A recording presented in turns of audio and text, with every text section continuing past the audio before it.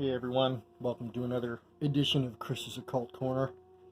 Didn't really match up to see if this was working or not. I know you can't read upside down. Reading again from The History of Witchcraft and Demonology by Summers. And it's quite interesting because I'm in the chapter about demons and familiars in the history of witchcraft. And for several pages now, must be going back a good 3 or 4 pages, they've been talking about succubi and incubi. Incubi being male forms and succubi being female forms. And so they're talking about sex with demons.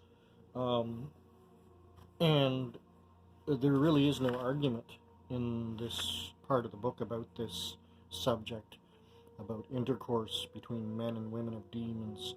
And like I was saying, like it goes on for pages here, not even debating, but it is true that whilst nearly all authors admit the fact that some writers deny that there can be offspring. So here they're talking about offspring being born from having intercourse with a demon. On the other hand, several writers assert that connections of this kind is possible and that children may be born from it. Nay, indeed, they tell us that this has taken place, although it were done in some new and mysterious way, which is ordinarily unknown to man.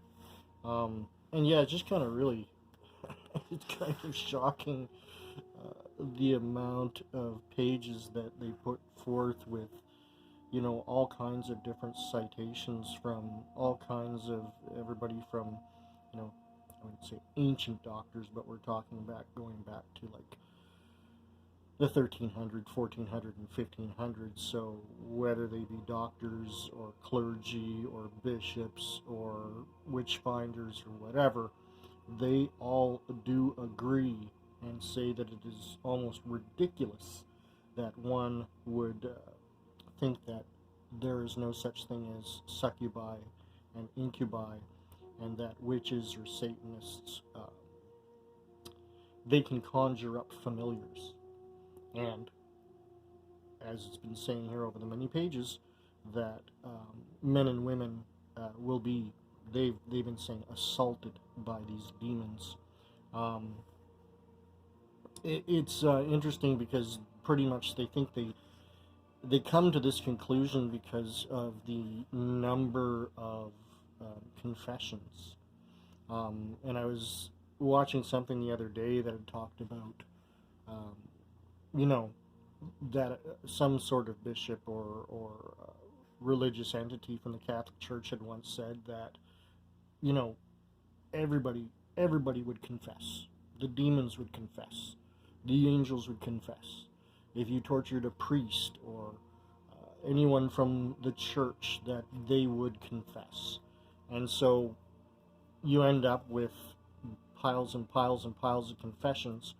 And one of the authors, not this book, but one of the authors was talking about, it's interesting because the witch hunting and the trials of witches took place in parts of Europe that were, you know, thousands of miles away from each other.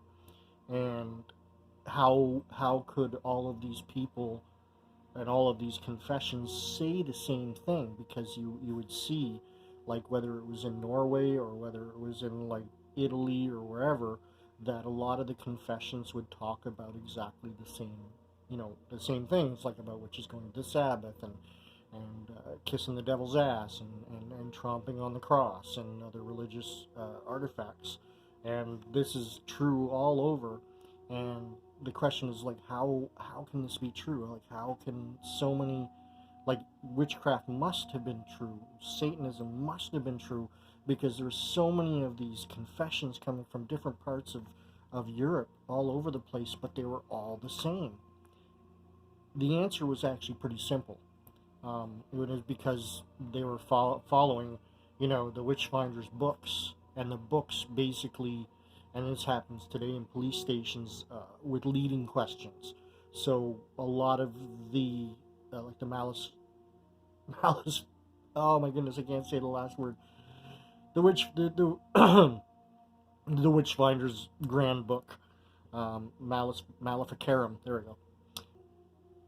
That all this. So yeah. So I got my brain back together. So yeah, all over Europe, all of these confessions were all the same because they were all like, these books, the Witchfinder books, were traveling around to different countries and were translated, and they all had these leading questions. And anybody under, they talked about 3 different degrees of torture. The first one, a lot of people wouldn't confess under, but the second one, almost everybody confessed under because the torture just went to a level that was off the hook. And if you made it to the third one, well, watch out. But many people confessed after the second tier of torture by the Witchfinders. Amazing stuff. And my argument about witchcraft and magic is, and from what I've been reading, because so people practice with intent. That's what I was going to say. If magic and witchcraft and Satanism, conjuring of demons, shifting shapes, getting what you want, like you summon a demon, the demon comes and you ask for all kinds of money and wealth. How many people has that happened to? We could prove this scientifically. I would guess, and I don't know why nobody has, or maybe they have, but I mean, maybe because it's such a private thing. I don't know. Well, you could set up cameras and video, somebody going through their rituals, and so the cameras wouldn't capture the supernatural. I don't know.